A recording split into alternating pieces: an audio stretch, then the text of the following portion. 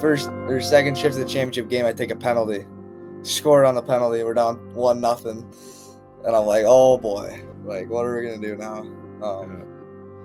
Now we're down like 3-1, and like our bench is just like no one's yelling at anybody. Like we're just sitting there like playing hockey. Like we just need a bounce. Like because Finland was actually, I don't know if you watched the game, but they were kind of dominating us for the first half of the game. Yep.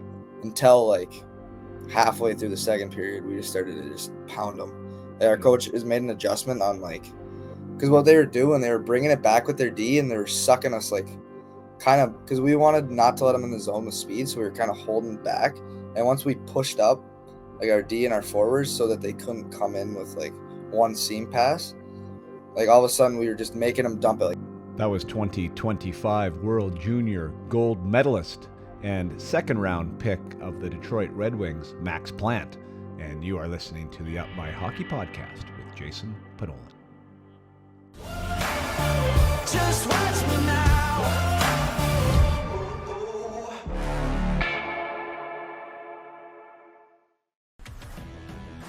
Welcome to Up My Hockey with Jason Podolak, where we deconstruct the NHL journey, discuss what it takes to make it, and have a few laughs along the way. I'm your host, Jason Podolak, a 31st overall draft pick who played 41 NHL games, but thought he was destined for 1,000. Learn from my story and those of my guests. This is a hockey podcast about reaching your potential. Hello there. Welcome back to the Up My Hockey Podcast with Jason Podolak. I am your host, Jason Podolak, and we have a milestone episode on our hands here, people. We are talking about episode 150. Jeez, that's a lot of conversations. I was trying to do the math on that the other day. It's like roughly over an hour of per episode. Times 150, like that's days and days worth of talking, which is so crazy, and so many amazing guests. And today, there is another amazing guest. Now, this Max Plante character is following on the heels of Scott Niedermayer, Hall of Famer, Duncan Keith, Hall of Famer. So Max might have to make it the trifecta after his upcoming 20-year NHL career and join the Hall of Fame ranks himself.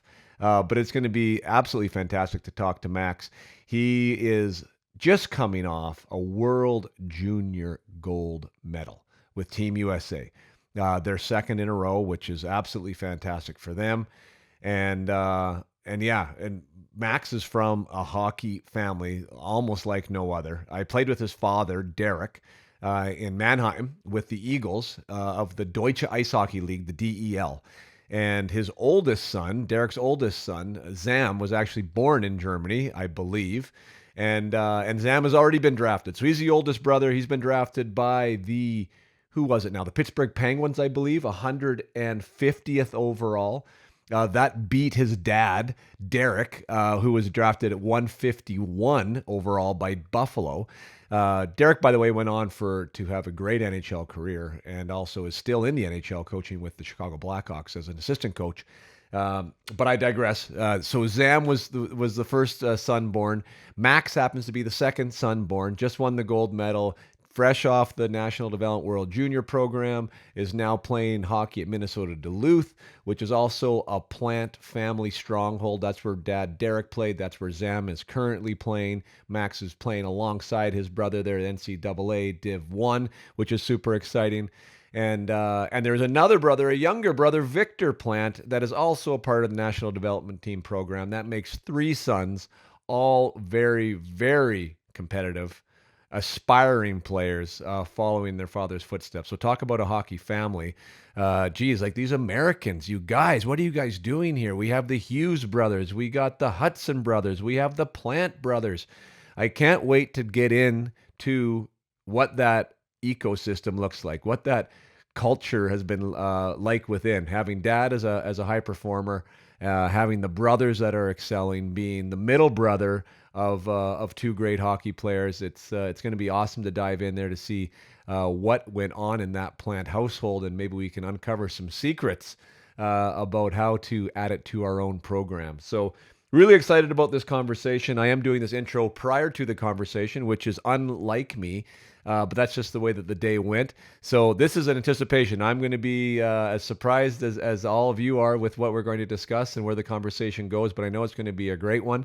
So let's get into the conversation with current World Junior Gold medalist and the 47th overall draft pick of the Detroit Red Wings in the 2024 entry draft, Mr. Max Plante. All right, here we are. The record button is going, Max. Welcome to the program, Max Plante from the Minnesota Duluth dorm. I love it. You're on the program. Thanks for having me. Hey, man, no worries. Awesome that we could make this work.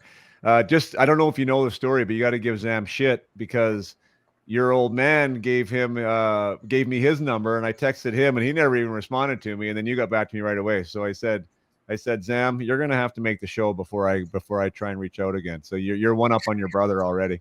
Oh, good. I know you guys probably aren't competitive at all, right? No, not at all. Not at all. Not at all. We got a line down the middle of our room. That's fantastic. So for those of you who are listening at home, like Max just put the camera, that there's legitimately a line of hockey tape down the middle of their room. I'm sure that no one's allowed to go over the line. So that's fantastic. Just so for you, Max, and for people listening, Derek, who is Max's dad, played in Mannheim with the Adler, where I also happened to be for a season. So this might also, maybe you don't know, but Zam, I think, was born the year I was playing with your dad. So I think he was born over there in Germany. And then along came Max, and along came Victor, and obviously this is a hockey family. So really want to chat with you about that. It's crazy what's going on with USA Hockey now. These brother systems that's going on. But maybe we'll talk. I don't know, Max. Let's talk about when you first. Where were you born, by the way? Did I get that right with Zam? I think Zam was born in Germany. Zam was born in Mannheim, 2004. But for me, my dad was playing. He was actually playing in the Asian League. He was in Japan. Right. And my mom, I was almost born there, but my mom came back right before I was born, had me in Duluth. But I could have been Japanese, I guess you could say. But right. And then my little brother, my dad was playing in Switzerland at the time. My little brother was born in 2008, so we were almost all born in overseas. But that's kind of cool fact about, I guess, Zam, that he was born in Germany, but definitely all American. We've done everything in the U.S. So right, yeah, fair enough. Yeah, and that's another one. So I went just for the connection between me and your dad, because then I retired from Mannheim. At least I thought I was going to. Went back to university, and then the Asian League pulled me out of retirement. I went to Samakamai. It was after my first semester, and I was like, really? I didn't even know there was the professional league in Asia. Yeah. And they gave me some good money, and I was always interested in Japan. So off I went, missed the second semester, and your old man was playing over there. So we actually played against him. Really? Yeah, a year later. That was the last kind of official professional that I had. But so we crossed paths a couple times. So you were born here. Your dad was playing in Japan. Yep. Was it hockey from day one for you? Was that what you wanted to do? All that I could remember kind of was, I remember my dad at all when he wasn't coaching or in hockey. My first years I can remember, he was coaching for the Bulldogs. And I would just go to the Bulldog games, and I guess now I'm on the side that he was on with the team. But and then my grandpa was a high school coach. So I just go to school in Hermantown all the way up, and right after school we'd just go play hockey in the outdoor rinks. So yeah, and you got some built-in players there with you, obviously. Yeah. That's fantastic. Oh, and then another connection kind of is that I have 3 boys myself, and they all play. So my oldest was an 2009 though, so just a year younger than your brother. But then I got a 2010 and a 2012, and so they're all trying to chase the dream too. So what do they call them? Do they call them 010s or just 10s? Just 10s? Yeah. That's 10s weird. and 12s. I know, right? Yeah. The hockey lingo. It's like you're identified by your birth year. It's so funny. Yeah. So when did you know that you were good? Were you good from the get-go? I guess for me it was kind of my dad Zam was kind of his experimental toy, I guess. not in that way, but like he was doing everything first, and my dad always wanted like the best hockey for us to push us to get better. Yeah.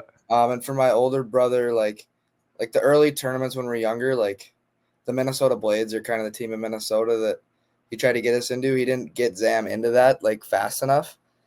He probably could have been, but he kind of was like those teams. But then the Brick, which is like I'm sure you know the 10-year-old tournament. Yeah. Zam tried out for it, didn't make it, but that was kind of a weird year with the 04s. And then my year came around, like he kind of just wanted me to get into like the highest level hockey possible when we were younger. And so I'd already played like a year or two of Blades before that tournament. Right. So then I ended up making that. So that was kind of like that's the big deal for the young kids. Like Yeah. I still look back and like there's so many guys from that tournament that are like there's guys in the NHL now, like Celebrini. We actually lost to BC in the finals. He was playing defense on the BC team in that tournament. But yeah, I'd say from a young age, like it's always been hockey for me. But also growing up, like I was always kind of a little bit in my brother's shadow. Like he was Bantam before me, like making a name for himself. He was in high school before me. And so in Hermantown, I was kind of known as Zam's little brother a little bit. Right. But yeah, I'd say all the way up, I kind of had like inner confidence that I want to be good, but also just trying to get better every day because obviously not the best. Yeah. Is that something that your dad preached early? Yeah, just like there's always kind of just like that there's always somewhere out there better. Like you could be in like this small little group and you're one of the best players there. But that's kind of what I learned like playing in those tournaments like the Brick or like any AAA tournament growing up, like Berkeley Catton, who's a first rounder. I remember playing against him in Winnipeg in I don't know, probably like 2018 ish. Yeah. And that was kind of like I thought I was one of the better players on my team. We played against him, and our team won, but he was like better than everybody. So like, Right. I went home and was like, yeah, that guy's good. I got to try and get to that level. Right. So that's kind of always been my fuel, just like, and I was always kind of smaller too, all the way up until like I'd say I went to the development program. I was like 5'5", 5'6" before that, but so yeah, that's kind of always been in there for me. Yeah, and I guess like on the flip side of that, because it is like there's a bit of hysteria around like that Brick tournament, good, Yeah. bad, or indifferent, right? The Oh people yeah. that go there, everyone seems to have a great experience. It's awesome to be able to go there, but there's also a lot of insanity that comes around trying to get there, I think, Yeah. because like nobody gives a rip at your NHL draft year if you played in the Brick tournament or not yet, but it's No. like the most important thing for these parents at the time to get their kid in there. Yeah. What I want you to talk about is, okay, there is the Berkeley Cattons, right, who now plays in my alma mater, Spokane, Yeah. who was good then, is good now, will Yeah. probably be in the future. But I'm sure there was kids that you can remember at that tournament that are nowhere now Oh yeah. that were good there, correct? Yeah. For sure. I So mean, what do you there's think the guys. difference is with that? And what's the lesson with all that? I think the thing about that is like it's just like every point in time there's players that are gonna be good, right? Like there's players then that were good then and they're still good now. They might not be as good as they were then, but they're still good now. And like I take Macklin Celebrini, like in the Brick, I didn't know like there was guys on his team that were like the stars, like the studs that were above him. They're still good players now, but like he was playing defense. Like I don't even know, like probably on the team, like just like hockey and like because that team's tournament's all about politics too. Like there's guys that are better than other kids and stuff, but Right. I'd say a lot of it too is just like every day, like guys just trying to get better. Like, and if you're in love with the sport, and that's what kind of like came to me more when I went to the development program. Cause like in Hermantown, it was kind of just like I'm in the spot like up north in Minnesota, and like it's all about hockey, but it's not like you don't see kids from all over the world and what they're actually like doing to get better. Like USA hockey and like all the other states are different than Minnesota in the fact that like these kids are individually going from like, is this team best for me in my development, and like what's in it for me to get better. So that kind of was eye opening me for me when I went to the program. Is like I'd always been on like the same team with the same guys all the way up from peewees or squirts to high school, and these kids had played on 5 teams while I was in that span, just trying to get themselves better. And that I think is a credit to a lot of like the parents and like if the parents can get their kids into the highest level or whatever best for their kid, I think that's huge. But for me, and I think the Minnesota model is the best because just the fact that you can be like comfortable and it's top tier hockey. Right. But yeah, I'd just say like the kids that so I kind of got off track there about like the kids that weren't as good then. Like I have a friend who's actually he's playing the USHL now, but he didn't start playing hockey until he was like 12 years old, which is 2 years after that tournament. Right. And he's gonna commit D1 soon, and like I just think like that kind of deal like doesn't matter really when or where. It's kind of like what you do with the opportunities you're given. Right. Oh, I love that. I love what you just said there because you kind of said that there's positives in both, right? Like the Yeah, idea of the parents that are able to chase the best team and go to the the best program. There yeah, can be benefit in that. But yeah, there's also benefit in somebody like you who can just stay in a good system, push internally, live at home, yeah, and be comfortable and just be okay with that. Like that yeah, can work too, right? yeah. It can. Yeah, 100%. Celebrina, that's interesting that you bring them up. So for parents out there, right? Here's this 10-year-old playing D that is now a first overall forward. Like the craziness with the parent community about like what position their kids play. And like I've had the discussion with my spring program, right? That no, so and so's this position. I just want to make sure that he's this position. It's like, well, he's Yeah, 12 years old and he's not really any position yet. And if he thinks he is a position, then he probably doesn't understand the game well enough, at this point. And yeah, maybe he should try a different position, right? So, Macklin Celebrini, defenseman, maybe wasn't the best player in his team, but now he's obviously thriving, and maybe that's something to do with his old man because they're definitely wired in a development first mentality, I believe. yeah. And also like another example of like that forward to D is I have a kid on my team now. Actually, there's two kids, but one of them he played forward all the way like through high school, even into juniors, and then he switched to defense in juniors. It was like his third draft year. Got drafted by the Wild, Aaron Pionk. Okay. And now he's having like almost a point a game year in the NCHC. So, and he's a defenseman now. So like he Yeah. went from forward all the way up, and then decided like maybe I'll be better at defense, and now he's lighting it up at That's defense. So, sweet. Yeah, I mean, for me, just from a development aspect, like I really encourage kids in that 10 to 12-year-old gap. It's like try it, try stuff. yeah, Take a year at D, take a year at forward.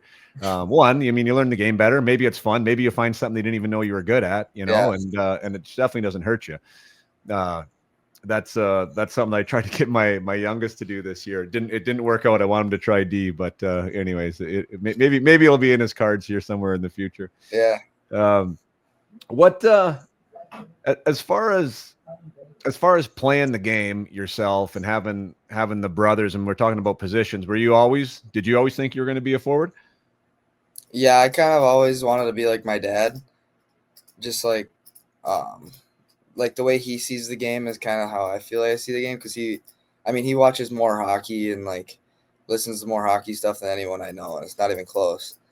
Like when I was younger, I'd come home from like school. Well, first I'd wake up in the morning and we'd be eating breakfast and we'd be watching NHL Network like highlights from the night before. Yeah. So that was kind of instilled into me. And then I'd go to school, come home after being at the rink after school for like 4 hours, and he'd have hockey on the TV. So like there was never a break for hockey. But that's the thing. I never was burnt out from it because he never like pushed on us like we needed to be hockey. It was just kind of around us. Right. Um, and like, sorry, what were we talking about here? We were talking about you being a forward, and then Oh you yeah, started and talking then about your exposure to it. yeah, but yeah, the way I've always kind of felt it is like I like to produce, I like to attack, I don't like to like sit back and think. Yeah. I feel like if I did play defense, I feel like kind of I'd like to say it's easy back there if you can think because like you don't have to forecheck, you don't have to like do that, but like when you do make a mistake, like it's costly, and there's only so many defensemen that can be offensive defensemen and not play as hard in the D zone. And Right. for me, I didn't really want to go through that because I have always felt like I like to not just score, but like set up teammates and create offense. So for me, I never really felt like defense was my spot. Right. Yeah, fair enough. It's really cool though the way the game's evolved and how it's more 5-man units now. You know, guys Yeah, can come up and join the rush, and more coaches are are encouraging that. yeah, How was just from a personal family perspective? You know, obviously I know your dad, as I said. I know that he's got a smart hockey head, and I know myself in my environment with my kids. It's interesting as far as like the dialogue, the discussions, the teaching, the coaching. You know, who wants it, who doesn't want it. You know, how that happens. Like, how involved was dad with your minor hockey, let's say, and how does that change to you playing now? yeah. I think for me, like he's taught me obviously more than anyone else about the sport of hockey. Like the way I play, I feel like I probably shoot more. Like he always on me about that stuff, but like the way I play is kind of I feel like how he talks and wants me to play. And the way he kind of coached me growing up was not like he wasn't like on me like yelling at me like you should be doing this or like all that he really cared about was that I was working hard and then like the stuff he would do to make me or that would get in my head would say like something subtle like look at what your teammates do and that's so good or like watch this guy and look at how he's like working hard like why can't you play like that or something like that. And so that kind of stuck with me, got in my head, and then like so it wasn't like yelling at me, it was kind of like subtle chirps that would drive me and want me to make me better. um Right. so but yeah, I'd say growing up he coached like some summer league teams just because he was always a hockey coach for the Bulldogs in the winter.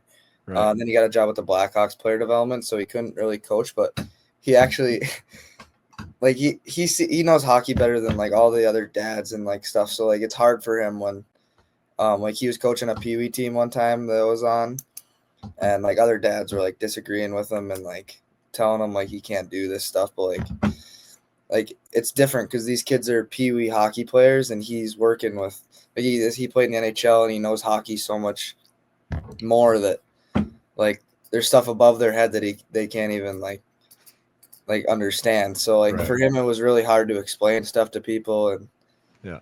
like just like that aspect. So yeah, he hasn't really coached. He didn't really coach us all the way up, but he always loved coaching me and my brothers. And when I committed, he was actually still coaching at UMD. Um, but I didn't really want that like kind of deal in college. Like he's always been my coach and stuff, but I didn't want that like always favoritism towards him because it's his son. Like I never Yeah. really wanted that. Right. Yeah. No, fair enough. Totally understand that. And as smart as dad is, right, it's good to have other voices too, right? I Oh mean, yeah, that's totally a good thing to be exposed to other smart hockey people.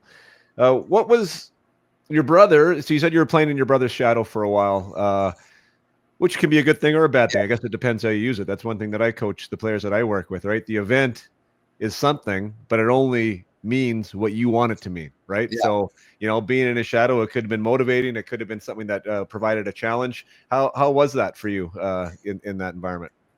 yeah. I think for me, like I guess the fact that he's older would make it in his shadow. Like my age, I was still felt pretty good, but like in Hermantown, like he played. I'd say the year I was in Bantams and he was in high school, and he had like this was like the COVID year, and they played like less games and against like teams that were closer and like only in the conference, so they weren't all that good.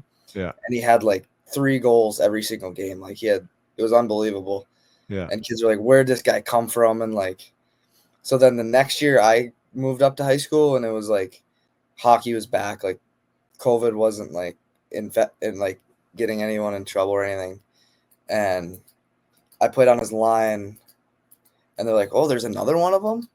And so for me, like I was kind of in a shadow, but my little brother, he's the one that's really kind of like been in the shadow. Where like now it's me and Zam, like we're doing everything first. Like Zam won the Clark Cup in the USHL. We both won a state championship for Hermantown. We're both already drafted to the NHL. And Victor never even like played in Hermantown, let alone like the Duluth area knows nothing about Victor. And right, he's over here leading the nation in points U15 year last year for the Mission. Make NDDP right now. He's got like almost a point a game. His U17 year and like so for him like moving from Hermantown where he was always good to Chicago and like experiencing like the different like hockey and like learning that like oh I can actually do something with this like For him, I think it was bigger than me. I'm just gonna go over his story a little bit, just because like Yeah, I love it. when he went his first year at the mission, he like didn't have a great year. Like he was always pretty good, but he wasn't super interested in hockey as much as like me and my older brother. Yeah. And but I mean, he was still obviously always good. But and then he went to the mission. The first year, he probably had like not a great year. Probably only like 10, 15 goals, like 40 points or something, like 60 games. So a good year, but like Yeah. nothing special. And then he hung out with Patrick Kane's dad. That was when Kane was in the Blackhawks. Every single Blackhawks game, he would sit with them and watch and like just learn from him a little bit. And then in the summer, he came back and he never really skated with me and Zam and like the older guys in the summer. And he pushed himself out of his comfort zone. He obviously wasn't like as good as everybody there, but he came into the year and I got to watch him play before I went to Michigan to play on the program. Yeah. And first game he had like 7 points, like 4 goals and 3 assists. And I'm like, what? What happened?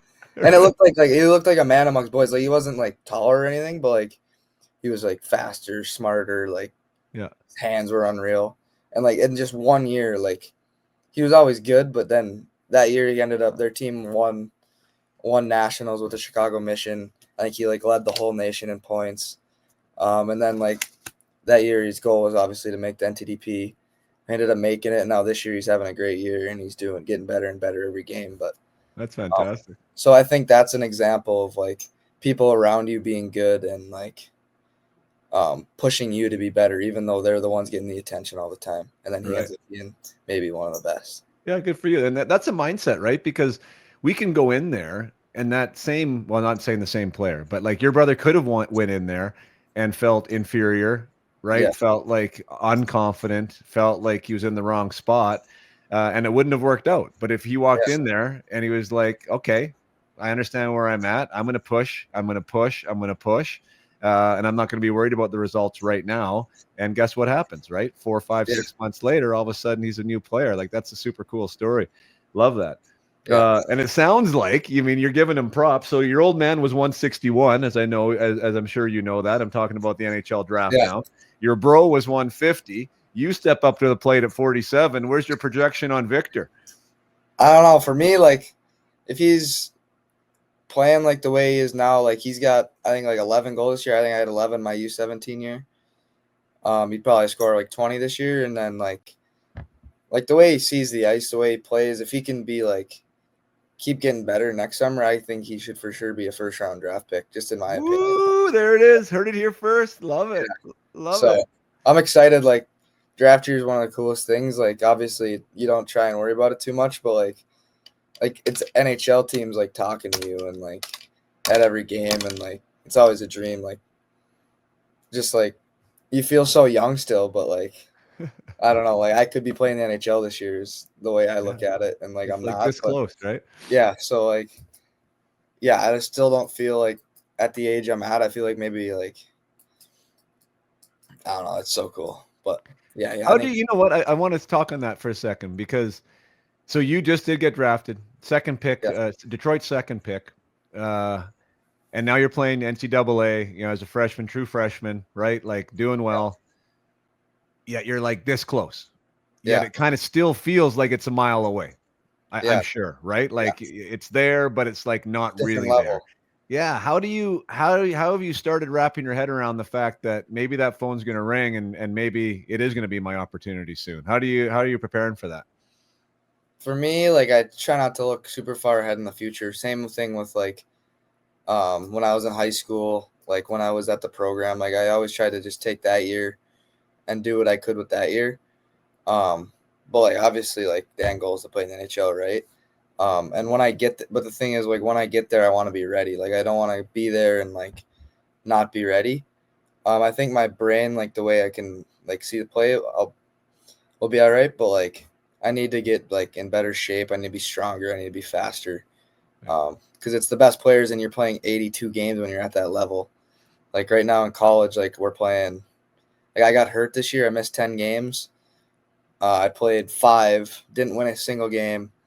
Went to the World Juniors, played 6 games there, came back. So I played. Like I've won more World Junior games than I played college games this year, just because like injuries and stuff. And I now we have 10 games left in regular season. So Right. like for me, like I'm not worried too much about the future right now. I'm just trying to do what I can this year, and then whatever happens, happens. But the only way for me, like obviously, like you look in the future, but like if I can go to the rink tomorrow and get better and do what I can do to get better just for the next weekend that I play, I think that's the best way to do it, in my opinion. Yeah, I love it. I love it. The one thing, and I'm not going to say this is the right way or the wrong way, but it might be something for you to think about. Just for me as a player, Yeah. when I was in the minors and doing well, and or at camp, and was right there making it, or I did get my game or my cup of coffee, it was I still hadn't wrapped my head around the idea that I'm going to be playing with my idols, right? With like the guys that I had posters Yeah. of up on the wall, and I just think that although I agree with the 100% with what you're saying, is like live in the moment, play where your skates are, Yeah. right? Like I think like that's a really good thing to do Yeah. because it keeps you focused on what's at hand. I would spend a little bit of time about envisioning yourself being in that environment and being successful in that environment. So All right. when you do walk through those NHL doors, it's not like it slaps you in the face and you're all starry-eyed, right? You Yeah. want to feel like when you're there, Yeah. you want to feel like you're supposed to be there, to your point, right? Yeah. You want to feel ready. You don't Sure. want it to be a cup of coffee. So I think a little bit of mental work before you get there might be something you might want to consider Yeah. trying. That sounds good to me. Yeah. Yeah.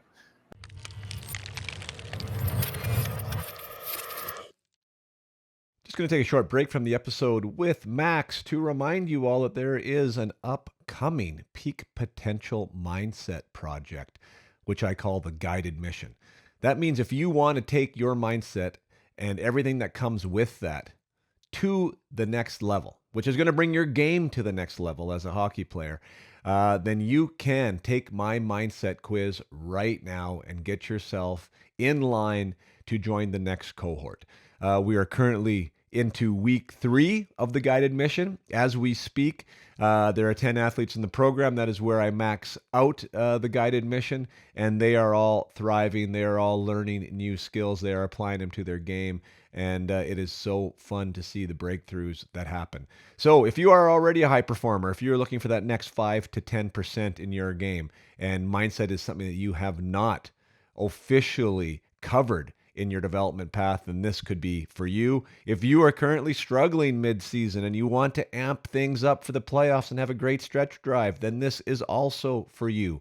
Getting ready for these training camps, getting ready for the postseason is always something that we hold in high importance. So either way, if you're coming at this thing from a strong mindset, from a position of from a position of confidence, and you're looking for that next level of execution, mindset is definitely the way to pursue. And if you are currently struggling and some of these intangibles are seem to be holding you back and you can't find your way and you can't get things on the rails, and by all means, there is solutions for you. And that could be the Peak Potential Hockey Project guided mission. So again, check out my website for the mindset quiz. That's the best way to dip your toe in the water. Simple 5-minute test. The answers will come to me. I review every single test or quiz personally. And if I feel that you are a good fit for the program, I will reach out and say, hey, let's get involved, or let's discuss your results and see how we can support you. So mindset quiz on the website. Check it out. We are going to be launching another guided mission shortly, and potentially you could claim a spot in the program. Now let's get back to the conversation with Max Plante.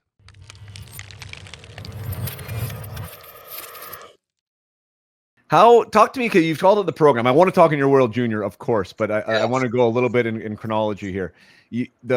Zam never played for the ND for No. the program, correct? No. And Yeah. is it the National Junior Team Development Program? Is that what it is? National Team Development Program, or just NTDP. NDTP. But if you say that, people understand exactly. Right. Gotcha. So you're calling it the program. So we'll switch with the program. So what is that experience like, first of all? I assume there's a big tryout for it, and then you end up making this team, but it starts at what age? What's the first year you can make it? First year you can make it. So it's every birth year. So I was 16 when I made it. So I was in 06. So next year it'll be the 09s. And you're 16 years old. Some guys are 15. Like some guys don't even have their license yet. And so it's like the first year you can play in the USHL. but they take the best Americans or the right Americans on the team. So for me, I never even like not knew barely anything about it being in upper Minnesota, and like my dream was always to play high school. Like I was like straight line like high school. I'm gonna play through my senior year. I want to play for the Bulldogs. I'll play after my senior year. Like I didn't even think of junior hockey. Like what's junior hockey? Yeah. But then like my freshman year, I was playing Bantams, and then my sophomore year of high school, I heard a little bit about the NTDP, but I didn't like think I would ever be like good enough, or like didn't think it was gonna be for me. And then ended up winning championship, got an invite to camp. And like when I was there, I felt like out of place. Like guys were all bigger than me. Just like felt like I'm not good enough really for this level. Like obviously I always wanted to be there, but and then like the last couple games I started to get better and better, and I felt like I can do this like a little bit, but still didn't think I was gonna make the team. Didn't have a great tryout. And then after the last game, they make the team like during the camp, like they pull guys aside. So like found this out after that, like everyone already knew on like Monday. I found out on Friday that I was on the team. But they pulled me in the office, and on my way there, that was actually my brother was playing on Chicago Steel at the time. Yeah. And on my way, literally walking, because like all the USHL scouts are there, because that's where they get the players. Like it's the top 40 or so camp. So like the next 20 guys that don't make it, like they're gonna be the first rounders in the USHL. And so on my walk to talk to them about making the NTDP team, USHL they can tender guys, which is like a first round pick. And so the Steel offered me a tender, so I could have went and played with my brother there the next year. And so I was like, all right, like I'll just do this. Like I'm not gonna make this team. Anyways, I walk into the office and they're like, "Are you in?" I was like this is the coach just in the hallway. Like I'm walking back to like the GM's office and stuff. Yeah. I'm like, "What do you mean? Am I in? Like, am I getting invited right now?" And then walked in the office. They give you like a paper book. You go home for like 3 days. Like talk with your family. Like, is this the right move for you? And before like I went to the tryout, I had to talk with my parents about the next move for me, like if I'd want to do that. And for me, I've always wanted to push myself like past my limits, and like so I was like, yeah, if I make it, like I'm gonna do it. And ended up making it. Said yes. Like the hardest call I made was with my grandpa, actually, who was always the high school coach back home.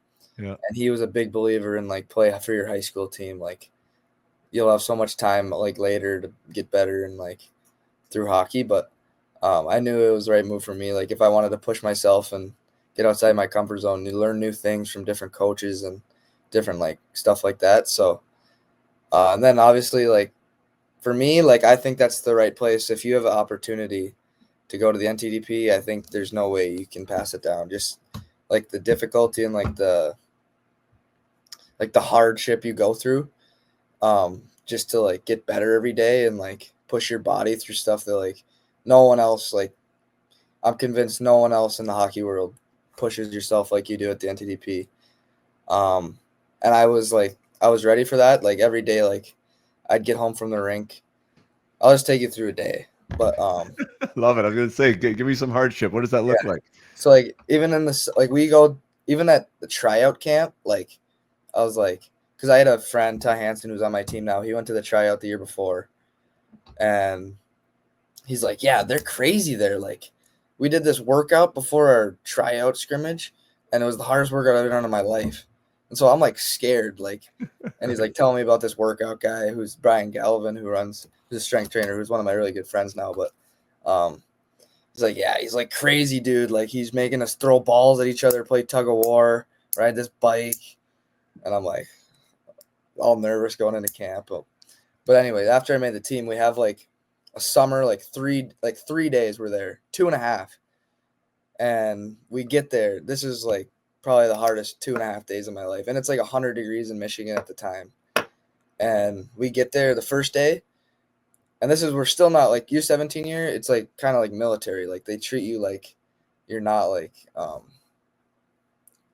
obviously you're special because you're part of 23 guys that are the best in America. So you feel like you're above, but when you get there, it's like they make you kind of feel like you need to get better every day and you're still not good enough. Right. And so we're like in the gym, cleaning every single weight, everything, every single bar, like out of the gym. We take it all out of the gym, grab like all this spray stuff to clean it off. We cleaned the whole gym, took like 4 hours. This was the night we got there. And then we're staying in a hotel, which is like in the parking lot right outside the rink. And there was like rumors, like we'd heard rumors about like, oh, past teams, they wake you up and you go on like a morning run or something. So like we're all kind of worried about it. But we knew nothing about it at the time. And then we get like knock on our door at like 4:30 in the morning, and they're like, put your shoes on, we're going on a run. So we walk out like the front of the hotel, and Galley's in his like golf cart, and he's got this horn, and he's like with the horn at like 4:35 in the morning. And some guys like just put their shoes on with like no socks, like they didn't know we were going on a run or anything. So guys had like blisters. We ran like a 4 mile run or something. And like we're hockey players, not all the guys go on runs and stuff. So the guys are like puking. We're at like a good pace. He's driving us in his golf cart. So that was the first thing we had that day. Right. And we didn't even bring our gear to this. Like, this is just like orientation, just to see like if you don't want to be here, like quit now. Right. And so then later that day, anyone quit? It got warm, and then we have like this like 2 hour workout. He brings all the weights because we hadn't earned the gym yet, so we can't work out in the gym until like 1 week into the year, and this is still in the summer. But so we pull all the weights out and like do a bunch of hard workouts, and so it was, I mean, obviously one of the hardest things, like being so hot out, like I couldn't even think. They were like water is just like the only thing in your mind. Like I need water. Go on another run. Next morning we have like a relay with weights. Like we run around the parking lot with weight, like big barbell, like on our backs, but just crazy stuff that you wouldn't even think about. So it was hard stuff. And then, so I'm coming back home, like in the airport next day, I'm like, can barely move. Like, what am I doing with my life? Like, I want to be a hockey player. So then going back in the fall, I'm like, I'm probably like done with all that stupid stuff. Like, just here to play hockey now. I'm not gonna have to work out hard or anything. But like the whole U17 year, like Galley, like he's the man. Like he pushes you. Like you go on the ice for 2 hours, and you're like, I just worked my butt off for 2 hours on the rink. And now I got to go in the gym for another hour and a half and push myself past my limit. And then after you get in the gym, you're like, I got to just stuff myself because I got to gain weight. I got to grow. And so it was like a daily routine. Like every day I was just waking up in the morning, going to the rink, shoot pucks, go to the rink, skate. We have a little school because obviously we're in high school. So we still got to do schoolwork. But then like, I think the workout was the biggest thing for me. Like I'd never really worked out until that year, which I guess I'd never really like kind of needed to, just like the way I played, like I was still growing and stuff, but it was like the perfect mix for me. Like it was right when I started to grow, right when I started to work out, and I gained my 2 years of the program. I gained like, I was like 5'6" or 5'5" at 127 at the tryout camp. Wow. And when I came out like this summer, I was 5'11", 180. So like 50, gained like 50 pounds and however many, like 5 inches or whatever. Right. But so obviously, like for me, it's a really special place, and there's no other way you can manufacture going to work every day and like hardening your mind. So right. Wow. I and love plus that story. you're going through all this first stuff with all the guys that are the same age that have never done anything like this before. And plus your U17 year, like my little brother's team, they've won 2 USHL games this year. Like you go through hardship, like you don't win every game, everyone's better than you. And so it puts you through stuff that like, I don't know, like, and are all the best too. So like iron sharpens iron, like you all heard that saying, and I totally agree with it. Like you can have a day, like this is one story I try to tell people, like James Hagen's like projected, like he's gonna go like for one of the first overall. He could have a day that like he doesn't want to show up to the rink and get better. And then there's another guy, like they'll show up like Teddy Steger, like Christian Epperson, who can show up that day and just be better. Like there's other places you go and like you're just the best every single day, and like you don't maybe have to push yourself, but like that's what my take on like why the program makes players the best. Right. Right. Yeah, because you're seeing it right there in front of you that there's someone else right there that's Yeah, like nipping at your heels, right? Or is better than yeah. you on that day. Like that's an example. Like Austin Bernovic, my U17 year, he got cut. Like didn't even make his U18 Worlds team. Like called guys up, sent him down, and now this year he was on first power play at the World Juniors, winning a gold medal. Like you think like in a snapshot in time, like these guys are all way better. Like these guys, like there's guys around like you could be in a better spot. But like I think once you get out of it, you realize like how special and like you really are getting better there. Right. Yeah. Well, what I mean, I'm sure there's immense amount of gratitude, opportunity, like you're saying, you're with the best 23 at the time, and you're in this environment that is really, really pushing you, you Yeah. know. You mentioned that they were almost trying to make people quit. Did anyone quit in your year? My year, no. I mean, I'm sure like guys thought about it, like guys wanted to, but they realized like if you go somewhere, you're gonna like miss being with these guys that you're going through this stuff. You're gonna miss like for me, like coming out of that program, I wish I was still going through that stuff, even how hard it was. Like I'd Yeah. come home after a day, like I'd always like to be at the rink as much as I could, just because like kind of like my favorite spot to be. But like I'd probably come home at like 5:30. I'd go to the rink at like 7:30, and I'd come home and I'd literally just sit on the couch, wait for dinner, eat dinner, go back sit on the couch, and then be asleep at like 9 o'clock. Like I was just worn out every single day Yeah. Yeah. And so why is there value in that? because like I don't know, like that's training your mind like to be a pro. I guess like you put your body through stuff that you don't always want to do, and like there's days that where you just love it, like you want to be back at the rink, especially when you're winning games. And our team is fortunate to win a lot our younger year, which not a lot of teams do. Like I mentioned, like my little brother's team, like they're really struggling, like not winning a lot of games. But for them, like that adversity, 100% they're going to come into next year like super hungry, super like motivated to come in and prove that they're a better team. So Right.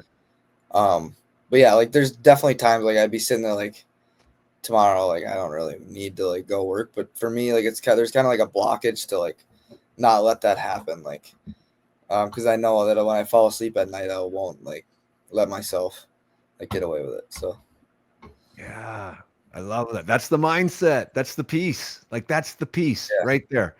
I love hearing it. Like there's self-worth in that, correct? yeah, There's a 100%. standard involved in that, right? Yeah, Yeah, and you feel damn good about it. Like that's the thing is oh, like yeah, until you've proved to yourself and you're the only one that matters too. And once you've proved to yourself that you're doing it, you can't not do it, yeah, right? Like it becomes oh addicting yeah, in the best way you want to be addicted. yeah. It becomes it becomes habit, addiction, whatever you want to call it. But um yeah, like I love it now. I love everything about like the grind and like getting better. So Yeah. No, that's absolutely fantastic. Uh so I want to understand. Okay, so you get picked at this U7 every year they pick a U17 group? yeah, every year U17, and like some guys leave. Like this year is like the weirdest year ever. Like a guy left, Cullen Potter. He's playing on ASU now in college. Yeah. He left after his U17 year. He's actually having a good year in college now. And then like no one's ever really done that to leave for college. Like Patrick Kane left after his U17 year when he was there to go play for London. Um, but like yeah, like normally guys stay through 2 years, and unless they're like having trouble, like Yeah. not like don't feel like they're at that level or just like depressed or something. But But does the team do that? Okay, that's one thing I thought that I was told or understand. So you make that U17 team. yeah, Are you like an automatic for the following year? Or do they yeah, try out again? yeah, automatic 2 years. Okay. Like some guys like Danny Nelson, who's Islanders prospect, plays at Notre Dame now. Like he didn't even go the whole U17 year. He was playing high school in Maple Grove, and Grayson Sachin, who was there, he like left due to like he didn't know if he could play like for IHF USA because he's like Canadian American. Yeah. So he decided like I'm gonna leave. So then they needed to add a guy, and Danny Nelson was like, I'm in, like I'll go. Didn't Right. even get invited to that 40-man tryout camp, and he ended up being like the fourth forward drafted off that team. So Right.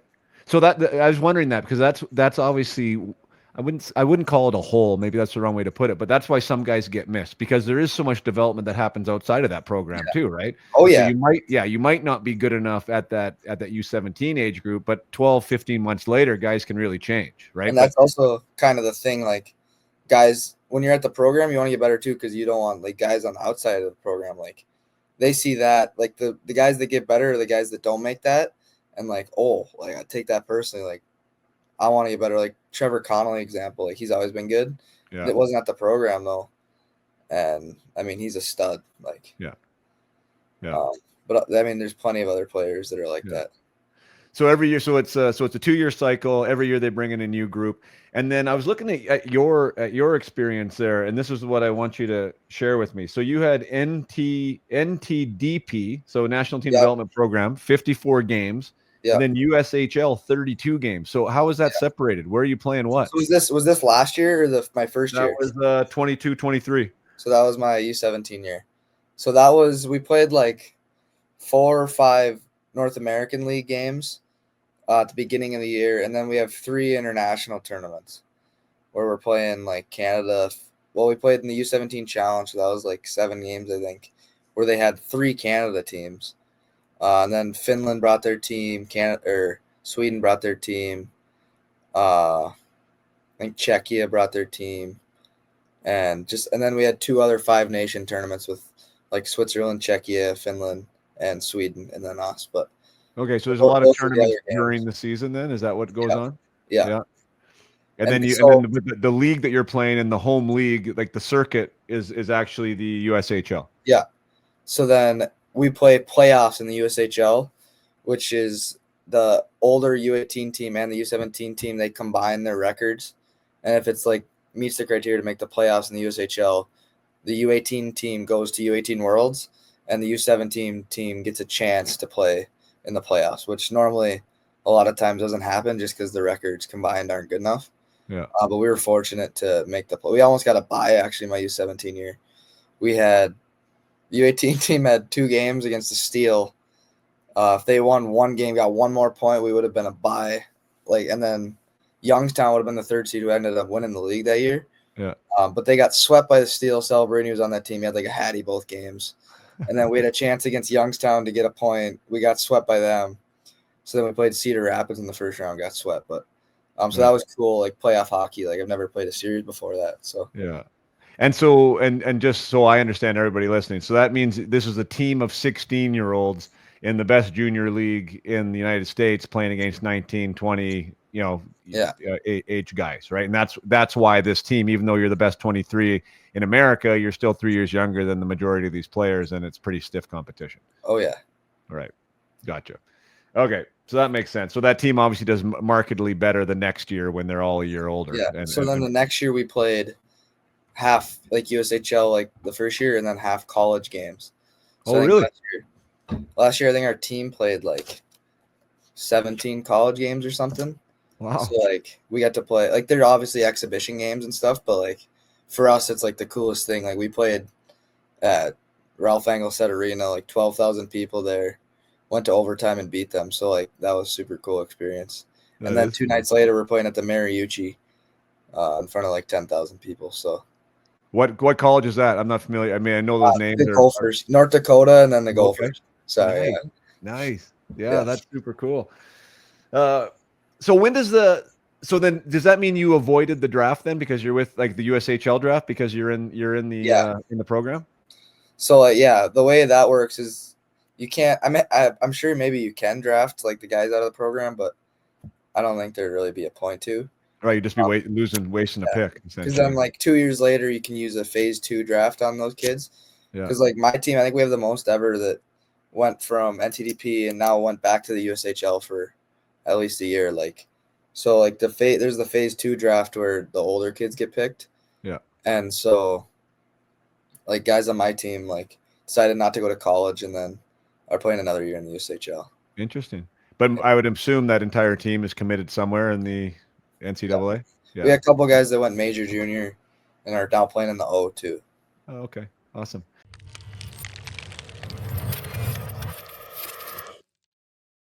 Just going to take one more short break from my conversation with Max Plante to give a shout out to the UMH 68 Invitational. This is my branded event that lives underneath the Up My Hockey umbrella that brings together the best players in their age group in the province. And we take care of the mind, we take care of the body, and we also take care of the hockey over a 4-day development experience.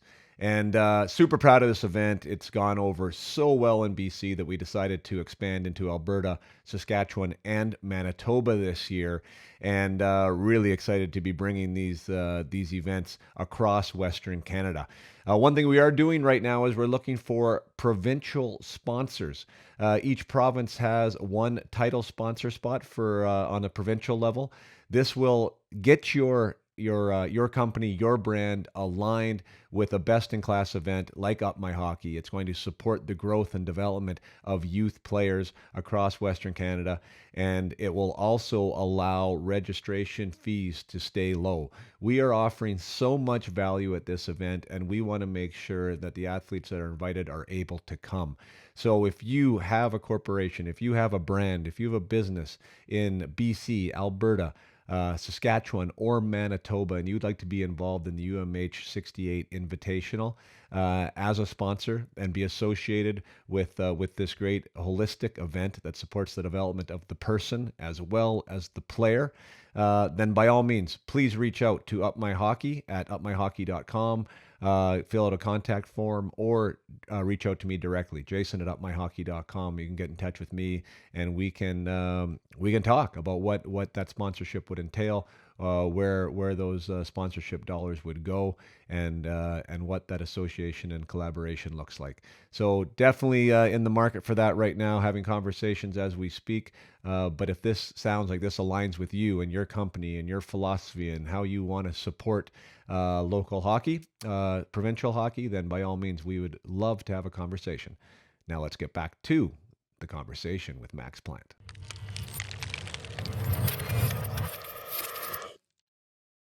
Yeah. How about from a parent side? Is there a check that needs to be written to the U.S. National Hockey to be in that program, or do they take care of everything? No, I think like all people that are paying for USA Hockey pay for the NTDP. Right. And then like parents pay for like billets, like kind of like any junior team, like so they can go buy groceries and stuff for the kids. But so it really is a huge opportunity then, right? It takes finances out of the picture for the majority of families, so that's pretty important. Yeah. Well, that's cool. That's exciting. What and that program though is separate from the World Junior program, so you would get an invite from your team along with all these other players to see who makes that squad, right? Yeah, that's normally the older players. Like I think we had everyone from college except for like 3 OHL guys on our team this year. But yeah, kind of similar. Like I'd say there was like, I don't know the exact number, but there was like 17 guys that played on the NTDP on that team. Yeah. Was that that was something that your brother didn't do, right? Yeah. No. Okay. So your dad did, but he never did. So how was that experience for you? Was that the ultimate kind of thing you wanted to do as a junior player? Yeah. Like for me, like growing up, and everyone dreams about the World Juniors. Like it's always on like after Christmas, and like for me, I always thought those kids, like once again, like they're so much older. Like for me, the fact that like it's already passed and like over with, and I've already played, and like I have a gold medal sitting right next to me.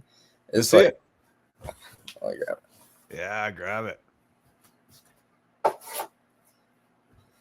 Right here. Look at that bad boy. Like the fact that happened, like, and for me, like, and I've never not made like a team that I've like wanted to make, like had in my mind that I can make that team. And so like when I didn't, so I don't know if I told you, but I broke my wrist earlier this year. So like, obviously, like in the summer, they have like a summer showcase for the World Junior team, kind of like just to see where guys are at and playing together and stuff. And so I thought I had a really good like camp and like played good. And coming in the year, like first game, like had a good start, like, and then last shift of the game, broke my wrist. So I'm like, oh, like what does this mean for not only the season? Like the season's so short, we only get so many games. So obviously can't have my team for the games I'm out, and then a World Juniors too. Like I'm like, like as soon as I can find out, like fastest I can be back and like what I can do to get back, just because I wanted that opportunity, right? And so I got back for I got back for a weekend before like the tryout list came out for like they make like 3 more cuts after that. Yeah. And I was playing with like a brace on, like a big like a cast. So I can't even like move my wrist really, but I came back in my first weekend. I thought I had like a pretty good weekend, and the list came out after that, so I was kind of like disappointed. Like I'm back now, like I can make this team. Like, just playing with like some fire. Like our team isn't doing greatest at UMD, and trying to just like help our team. And then the next weekend we're playing in Arizona State, and like the list came out, and I'm kind of playing like ticked off. Like obviously just trying to prove people wrong. Like Yeah. they want to be there and stuff, but so I'm 0-3 at the time, like going to ASU, like I need to win some college hockey games, like whatever I can to do. First game, like we played a good hockey game, like we outshot them like 2-1, and we lost that game. So Saturday night I'm like just still in a bad mood, like what can we do to like try and get Hadn't won a game yet in your college still career. haven't won a game. Still haven't won a game yet. Yeah. So Saturday night I'm like going like just like balls to the wall, like playing hard. Me and my brother both scored, tied at 2-2 to go to overtime. We're down like 2-0, like third period. We go to overtime, like made a couple plays, weren't going in. Like my brother, one time bomb pipe, one time bomb crossbar, like backdoor play. Like come on, and then they go down, score on the other net. So I'm just like, and this was our last 2 games before Christmas break. So I'm not gonna play for another month. And I'm gonna watch like the World Junior team and all my boys couple guys I played on the program, and like wanting to be there. So I'm like all ticked off. Like I travel home.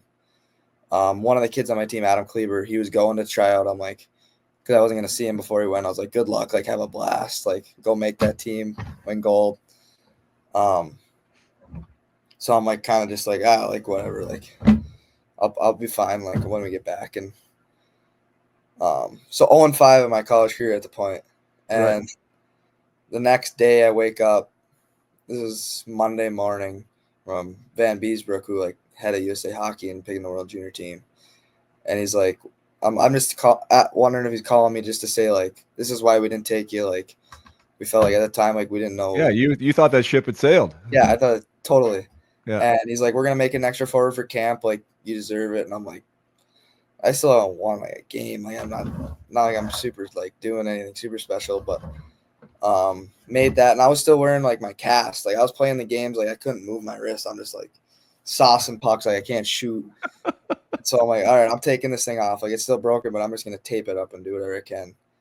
So then I get there for the trial, like still not knowing I'm making it, and like just like so cool how fast things can happen, right? Like you're never out of situations, and I'm just so thankful like the opportunity. And then I ended up making the team, but like we played 2 exhibition games after the final roster came out, and we still had to scratch a guy, and there's still an extra forward. And the first 2 exhibition, I was like the second extra forward. Just like doing what I can. Played 6 minutes both games. So I'm thinking like, all right, I'm just not gonna play. I'll just be with the team. Like obviously ready to play if they need me, but yeah. Then the morning skater, I can't remember morning skater practice before the game. I got put on a line, and I was like, all right. Like I'm getting a chance. And then first game I played, had an assist. Like sick. I had an assist in the World Junior. Still not realizing like I'm there. Right. Like because it was so fast. Like 1 week, and all of a sudden now I'm there. Yeah. After going like putting it through my mind that I'm not gonna be there. Just doing what I can during that. Like I had plans over break. I was gonna go to Chicago, hang out with my dad, go to South Dakota with my grandparents. And now I'm in Canada playing under 18,000 people at the World Juniors. And then the second game, scored a goal. So 2 games, 2 points. I was playing like 10 minutes or whatever. Just Is trying that in the exhibition now, or is that in the No, tournament? this is real games now. Oh, okay. We played Germany and then Latvia. Yeah. And for me, I'd never played like that role before. I'd never not played power play, not played penalty kill. Yeah. And so I was playing neither. Like I was just strictly 5-on-5. Scored a goal. Like it's so cool experience. And then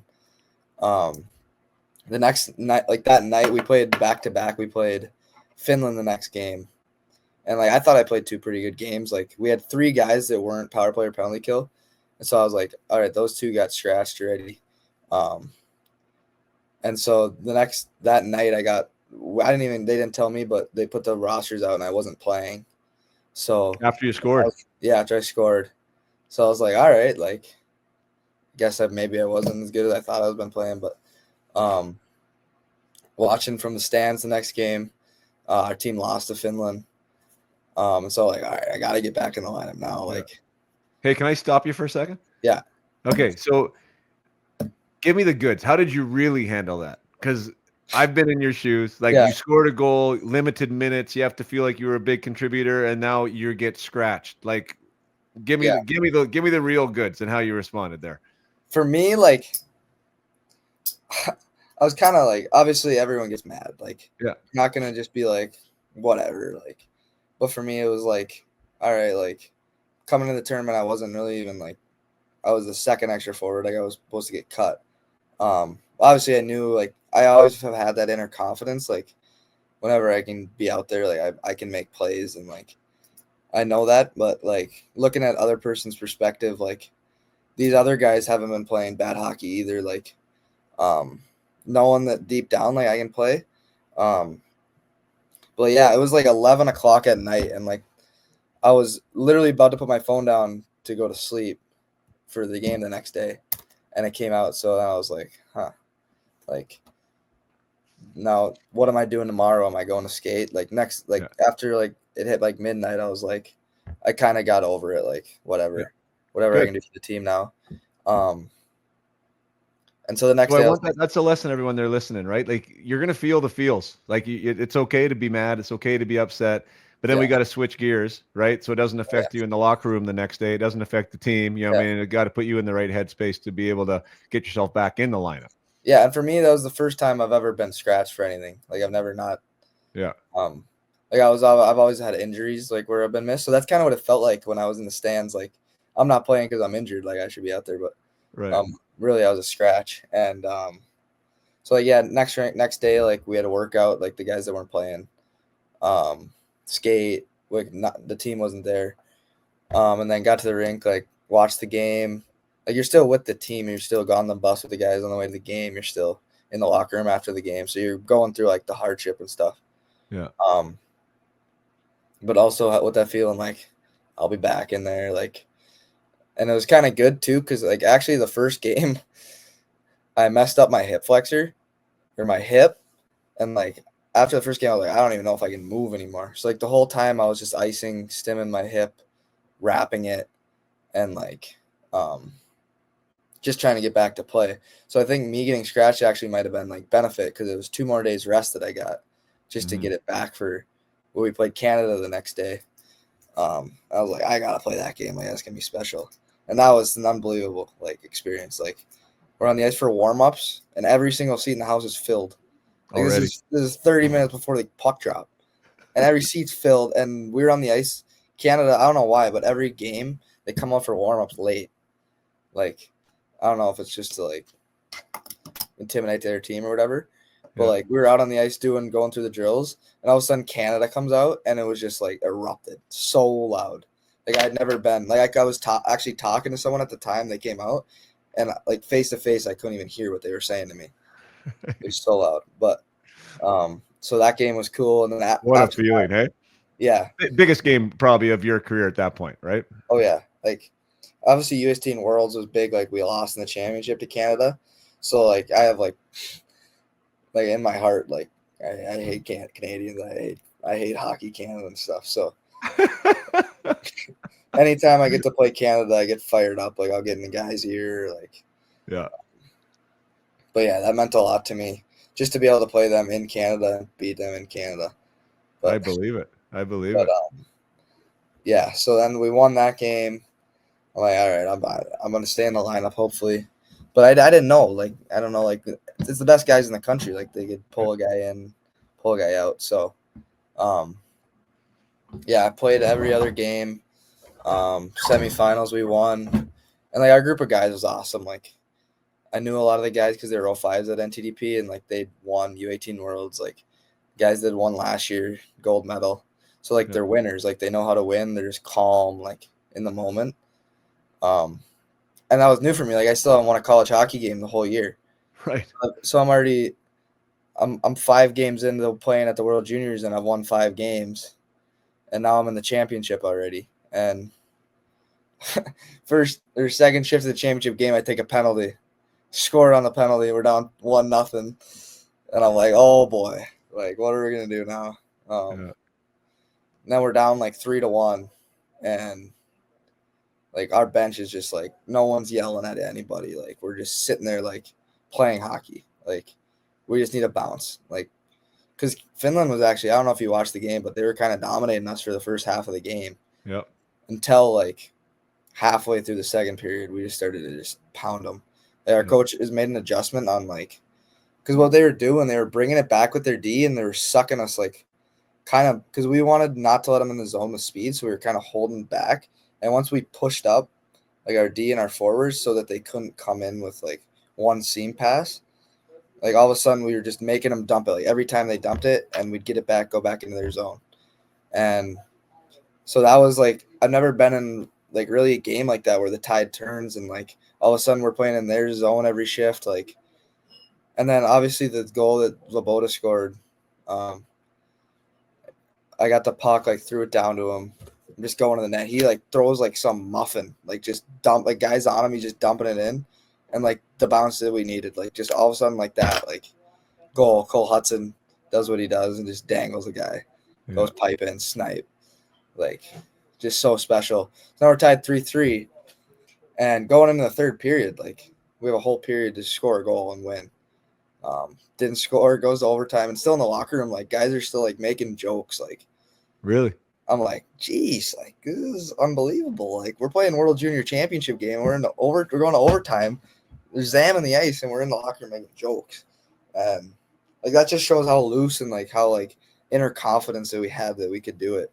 Yeah. And I don't even know if they touched the puck the whole overtime. Like our guys had it on a string, and then Teddy Steegs, who scored the overtime winner. Like we were going to Chipotle like 2 days before, and we were talking about like how like I was like, yeah, I scored an overtime goal once. That was in high school. He's like, yeah, I've never scored an overtime goal before. Like, I don't know what I'd do if like Sally or anything. It happens. He gets on the ice and he gets a breakaway and scores. And I'm like, I couldn't even believe it. Like best buds at NTDP and stuff. But That's super cool. So it couldn't so happen to a better guy, I heard, hey? so special, yeah. Yeah. Did you get on the ice in overtime? No, I think I was going next shift, but I didn't even care. Right. Um, Because did anyone were you with that call? Were you feeling excited, pressure about like getting out there in that moment? Obviously, yeah, but like I'd already played in the game. Like same game, I'd stepped on the ice before, like for like 5 other shifts. And Yeah. third period, our line was actually going. Like they just kept rolling. I was playing with Laboda and Connolly. They switched their line a little bit, and so I felt like I was having a good game, like playing in the offensive zone every shift and stuff. So I was like, I want to get out there. Like I want to make a play, try and do something to help this team. Like if I don't, Right. who cares? Like there's so many good players, but um, yeah, like the fact that Steegs did it, like the stat I found funny after, like it was his first shot on goal the whole tournament, and he scores it in overtime in the gold medal game. But for me, like it was kind of just surreal. Like we win it. Like 3 weeks before that, I didn't even know I was gonna be there. Like I was planning on being in South Dakota hunting with my brother over Christmas break. Right. Um, but yeah, like such a cool like experience. And then that night we come home or back to the hotel. Everyone's on the bus at 6 in the morning, going their separate college routes. Like I haven't even seen anyone since, other than the guys I've played against in college. So, Wow. um, it was like almost like a dream, like how fast it happened. So and it was straight back to college. It wasn't. You didn't go back to your hometown. Like no one got to. You didn't get to Yeah, celebrate with anybody. It's just straight back. yeah, You must have been a little bit of a hero's welcome when you got back, I would assume. yeah. I mean, it was cool. Like my phone was like going off the hook, and then when I got home, like talked to like my little cousin plays in Hermiton organization for Pee Wees. Like went and showed their team the medal, talked to them before the game. High school team, they did like a ceremony for me. So like it's super cool just in this small town I grew up in. Right. Like people were watching and cheering me on. So it was That's awesome. unbelievable. Well, congratulations, buddy. Yeah, thank you. That's a huge deal. Yeah. And I love that you're so honest with the fact that you just hate Hockey Canada and playing against the Oh yeah. Canadians. Oh yeah. Screw Canadians. Isn't that the best part of it though? Like I think that's like I don't know. I just love like I love the country on your chest and like that rivalry. You know, Yeah. it means something. Yeah. And for me, I never experienced that until like last year at U18 Worlds. Like our team, I still believe we were easily the best team in that tournament, and we didn't win the tournament. Like we outshot Canada like 2-1. Like they didn't score a goal other than on the power play. They had 4 power plays or something, and they scored all 4 goals on the power play. And like we walked through that tournament, and all of a sudden we're championship. We're like expecting to win, didn't win. And just seeing them like put that medal around their chest, and like with the guys we'd been with for 2 years, they'd been together for 2 weeks, just for that tournament. I was with the same group of guys for 2 years. Just like that's the end tournament. Like that was our end goal. Like coming to U17 year to try and win that, and obviously Canada takes it from us, and they didn't even have some of the guys that people said should be on that team. But so since then, like yeah, I just want to every time I want to play Canada, and I want to just beat them. I don't even care how, but yeah, Love it. I love it. And that's why it's so great that the Four Nations is coming back too. Like all that stuff, the international. Yeah, and even like the draft, like our team who had a bunch of good players. I feel like there was like I don't know, like it felt like 20 or 30. Like all of them were Canadian getting drafted in the first round. Our team had like 2. I'm like, what's going on here? Like screw these Canadians. Like, you tell me there's 20 better guys here, but whatever. Oh, I love it. I love it. So, well, we're almost running out of time, but I want to talk about the a little bit about your experience now playing with your brother, Minnesota Duluth. Like Yeah. like your dad went there. I mean, obviously it's a family thing, I guess. Like, was there ever any question that you weren't going to go there? No, I always wanted to be a Bulldog. Like growing up, the Bulldogs were always like the best team in the nation too. Like 2011, they started it. They won a national championship, and that was like my earliest memories of like life in general. Yeah. They won it, and then they won again. They lost that second and 17, and 18-19 they won it again. And that was like right in my like Hermantown, like looking up to all these guys. Got to be there for one in Buffalo. So I like for me, like my heart, I'm a Bulldog. Like couldn't see myself playing. You bleed Bulldog. Yeah. So always a dream, like trying to get guys from my NTDB team to come to UMD. No one would budge. No one wanted to come, but yeah, and it's so cool because like growing up, like I'd come to the rink as like my dad's kid, and like looking at these guys like this, like Scott Prunovich, Justin Falk, like these guys are so cool. And now I'm putting on the Bulldog sweater, going out for warm ups, doing the same thing they did, like living in the same apartment. I'm sure those guys did when they were freshmen. It's been unreal so far, and I get to be roommates with my brother too, so even more special. Even the fact that I can't stand them pretty much 23 or 24 hours out of the day, but just like not many people get that opportunity. So, yeah, it's been super special, and now we're starting to find it too. Like, we've won since I've been back. We've won 4 out of the 6 games since I've been back against 3 ranked teams.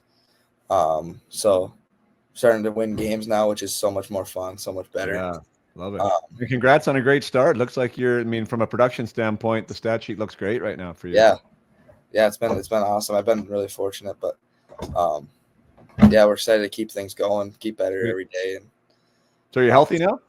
Yeah, I'm back. Wrist, I still tape up my wrist and stuff, but I'm healthy. I'm feeling good, and kind of take for granted like injuries suck. Like one day you're like just taking every day for granted. Like show up to the rink, do the same thing. I don't really need to like maybe work on that area like today, but then you get hurt, and it's like all I can do is this thing to get better, and like I want to be able to do so much more. And you show up to the rink like you're not with the team when they travel. You're not like with the team when they're on the ice battling against each other. You're not with the team when they're losing games, not with the team when they're winning games. Like you're there, but you're not doing anything like to make anyone else better. Like so, like that was hard for me. Just like watching in the stands, like losing games, and just like the fire burn inside. Like knowing I want to do something, know I want to say something, but I had never even play a game. I don't know. Like I want to produce out there. So then when I got back, like that was probably the biggest fire inside me to like just work as hard as I can and try and help this team in any way I can. But I guess that's kind of just natural for me in the way I was raised with like my mom and dad being like all in on whatever they did in their life. But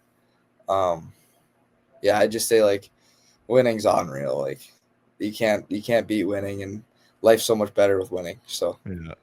um, Yeah, I mean, good lesson with the injuries. I mean, I can totally relate as a yeah, player. I mean, you get in the monotony of the day to day, and you can take health for granted for sure, right? You yeah, can have a 3-3 or whatever. I remember as a pro, and whatever, got to bed late and rolled into the town late, and maybe didn't give your best effort, and then all of a sudden you're out of the lineup because something happened to you, and you just can't believe that you took that game for granted, yeah. right? Now you're fighting through something. Oh my So gosh, yeah. it sucks.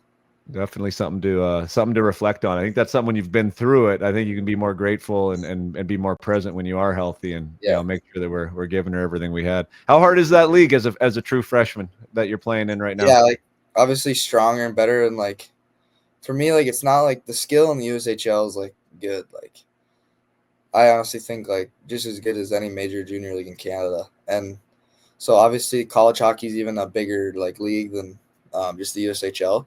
So there's guys from like the BC, there's guys from USHL, but they're all older, stronger. Like you got 26-year-old on my team. Yeah, Like like that guy's like that's gonna be me in what 8 years. Thinking what am I gonna be doing in 8 years? This guy's playing college still, right. and I just think it's like you can't learn that stuff other than maybe pro hockey, opposed to like that. And obviously, like the skills, like there, like I feel like I'm just as skilled as anyone in the league. But like there's a guy that'll just run me over. Like I get hit a lot. Like I ran over. Um, but yeah, it's a great league. Like NCHC's known for winning. Like I think out of the since NCHC was made, like they've won like 7 times or something like that. But Right. um, college hockey's awesome. Like just like the fact that you get to go to school with kids and then all of a sudden they're fans of your games. Like I hate school. I wish I didn't have to go to school, but I guess it's part of it. Um, but yeah, You're it's an really honest guy. I like it. cool. Yeah. So what about speaking of honesty? So what if the Red Wings said, "Hey, we think you're ready. We want you to come to Kent next year and sign a contract." Are you so you're gone? I mean, I don't know.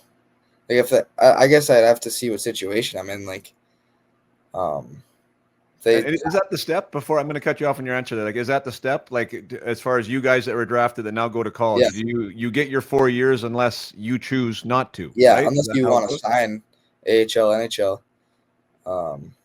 Yeah, I guess like I'd have to see where I'm at in the time. Like if I feel like ready and I feel like I'm at that level, Yeah, like for sure. But if I feel like I want to go play another year in UMD and win some more games, like hopefully be like the top dog for another year, like yeah, that could totally be an option. But um, yeah, I don't know. yeah.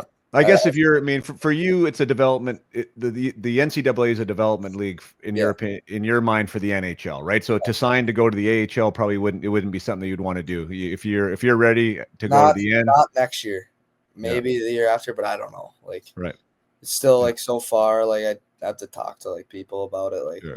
talk to management to see I'm at. They think I'm at, like who I'm playing with. Like It's a great answer, man. so much goes into it. It's a great answer. Play where your skates are, like we said earlier, right? Keep helping your team win right now, and the rest is going to take care of itself Yeah. for sure. Well, you know what? I'm gonna cut this off. I think we could probably talk for another hour. You're a Oh, yeah. blast to chat with, man. It's been Yeah. totally fun to get to know you. All the best from the Western Canada here, from a Canadian Yeah. with the gold medal right over there. Uh, So at least we got something in common when it comes to yeah. that.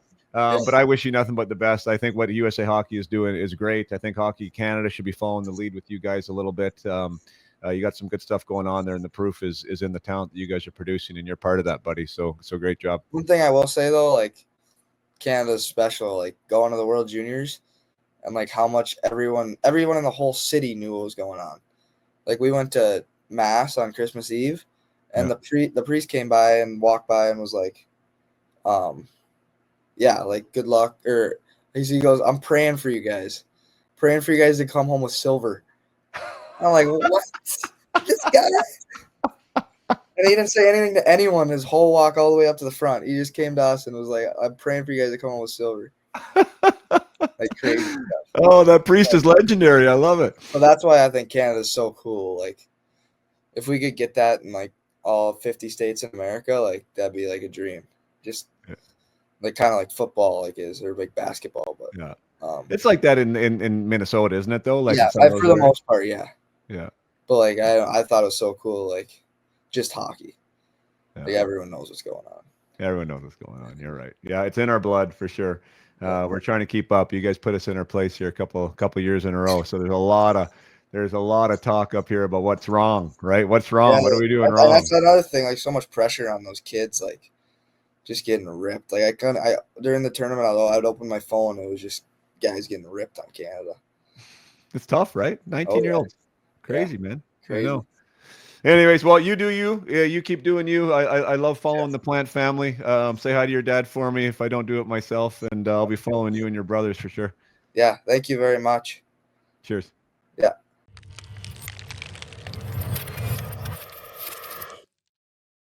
Thank you so much for being here today for episode 150 with Max Plant.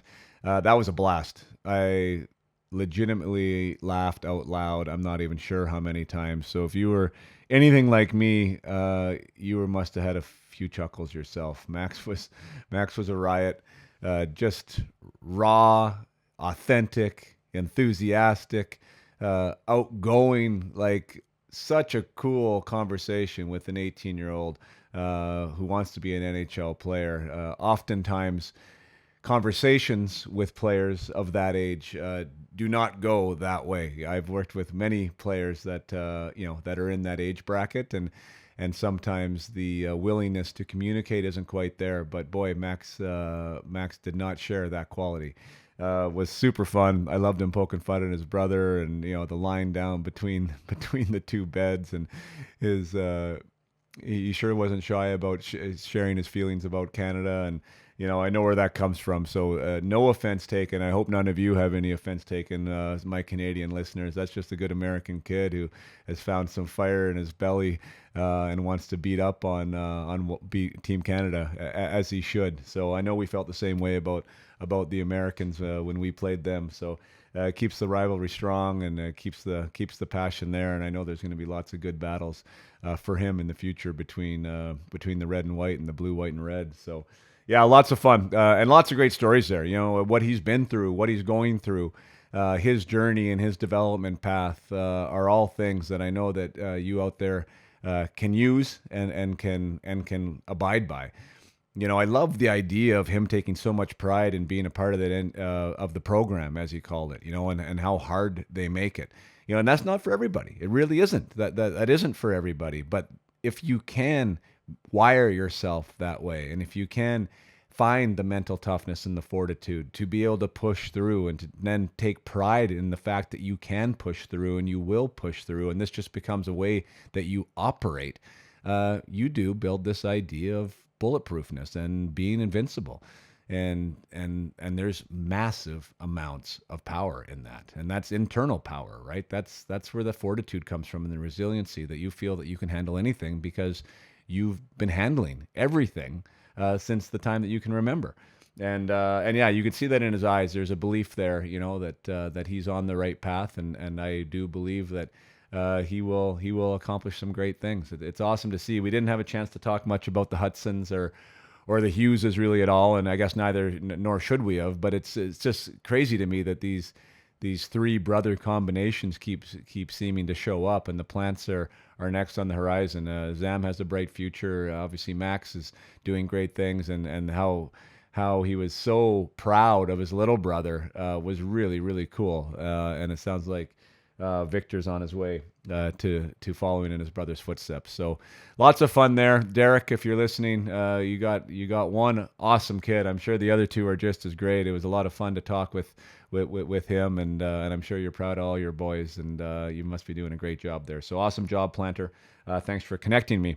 And anyways, for everyone out there, thanks again for listening. Thanks for being a part of the family here at Up My Hockey. And until next time, play hard and keep your head up.